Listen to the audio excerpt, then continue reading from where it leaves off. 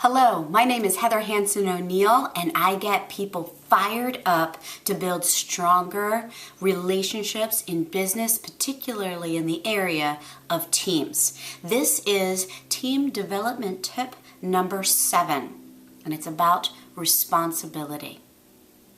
I don't know if it's the case on your team, but let me tell you, I have worked with many different teams in many different corporations, and this concept is prevalent. It is a lack of responsibility. Joe did it. Ask Mary. Not my job. This is seen over and over and over again. And it's fairly new. I mean, it's something that is within the last few years just exploded. And I believe it has to do with the fact that people have been taught to be cautious. They have been taught to be comfortable, to not step too far over their line, too far outside of the comfort zone, to not put themselves out there. Because sometimes if there's a mess up, someone else is going to come down on them too hard. So they've been conditioned to not take responsibility, to not contribute on an exceptional level to the team, to the company, to just kind of bide their time.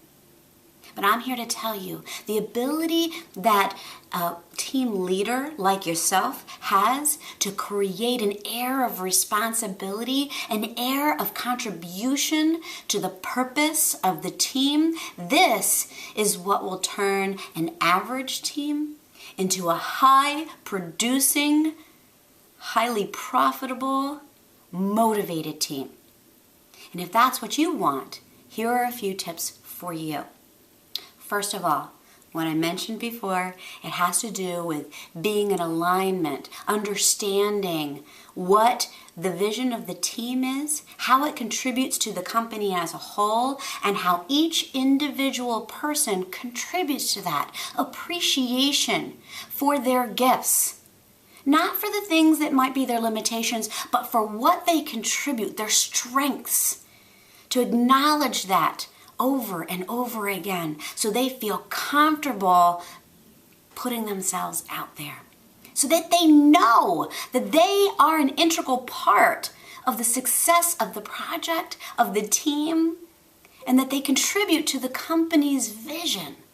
This is really important to people. And when they feel like they're not being acknowledged, they're not being appreciated for what they contribute, they're just going to step back and say, it's not my problem. But you don't want that. You want a highly motivated, productive, profitable team. So there are a lot of different things that you can do to facilitate this mindset, but I like to create tips that are very short. So we'll go with just one suggestion that you can start right away. It's the pass the buck fine. And you hear fine, you're probably thinking it's some type of a discipline, but it's not really. It's all in how you broach it with them. It's about celebration, and it's about just a switch in perspective, a switch in focus. Because the pass the buck fine, it looks like this. For each time that someone says, that's not my job, this thing went wrong, before acknowledging what they may have done to contribute to it, they pay a fine. It could be $1, it could be $5.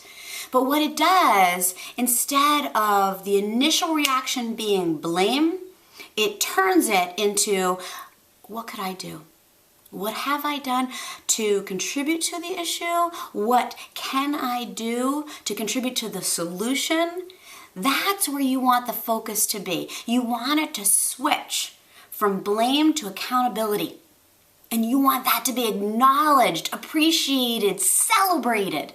So institute the pass the buck fine if it works in your world. If you want some additional strategies on how to develop a team that is filled with responsible, contributing team members, then you can always contact me for more solutions. Heather@fireinfive.com. You can go to the website at fireand5.com, or you can even call my cell phone at 203-312-4990. I am here to help you develop productive, profitable, motivated teams. Thanks for your time.